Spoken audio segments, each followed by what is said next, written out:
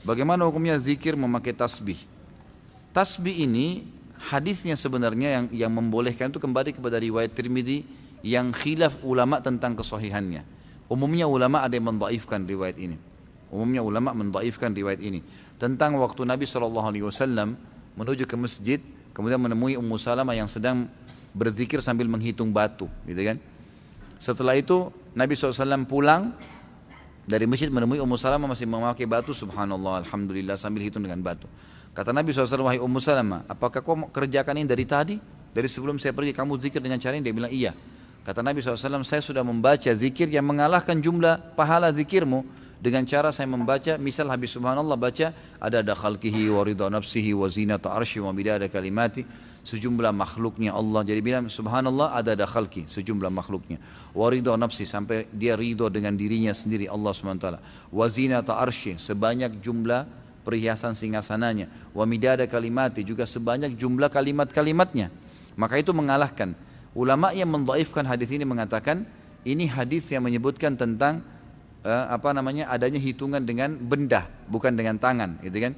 Maka mereka mendhaifkan ini, mereka melemahkan, dan dengan melemahkan hadis ini, kalau hadis lemah itu tidak terlalu lemah, bukan karena ada pendusta dan tidak bertolak belakang dengan hadis sahih, hukumnya boleh dipakai dalam fadail amal, dalam amal-amal sunnah ya.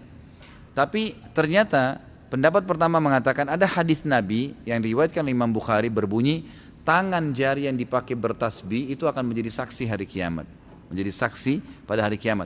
Maka pendapat pertama mengatakan, maka kalau dipertemukan antara hadis ini yang sahih, tasbih berhitung dengan jari menjadi saksi hari kiamat, dan ini Ummu Salamah menggunakan batu sementara hadisnya lemah, maka didahulukan yang ini, otomatis kan gitu. Maka mereka mengatakan ini lemah tertolak dengan hadis sahih, maka itu adalah perbuatan yang bid'ah, gitu kan? Tidak dibolehkan. Pendapat kedua mengatakan tidak bentrok antara hadis pertama dengan hadis kedua, tidak bentrok, karena hadis pertama hanya menjelaskan perilaku Ummu Salamah yang menggunakan batu. Hadis kedua menyebutkan tentang lebih baiknya kalau menggunakan jari.